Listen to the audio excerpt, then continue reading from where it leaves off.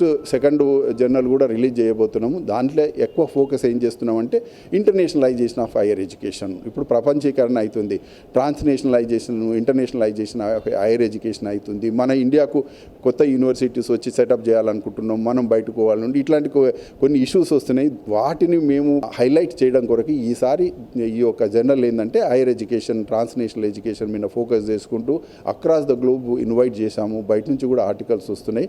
అది నెక్స్ట్ వీక్లో మళ్ళీ ఇంకొక జర్నల్ కూడా రిలీజ్ చేయబోతున్నాం. ఇదేంటంటే రీసెర్చ్ను ఒకసారి మళ్ళీ ముందుకు తీసుకుపోవడం కొరకు మా వంతు ప్రయత్నంగా మేము చేస్తున్నాము. ఇవన్నీ యూనివర్సిటీలకు కూడా పంపిస్తుంటాం ఫ్రీ ఆఫ్ కాస్ట్. చాలా మంచి రెస్పాన్స్ ఉంది. తర్వాత ఇదేంటంటే మేము ఎప్పుడు ఏం చేసినా కానీ ఏంటంటే ఫ్రీ ఆఫ్ కాస్ట్కు పోవాలి, అట్లని క్వాలిటీ ఎప్పుడు కాంప్రమైజ్ కాము.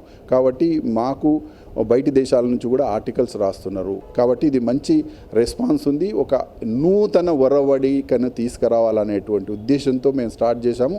అది సక్సెస్ఫుల్గా ముందుకు పోతుందని చెప్తున్నాను.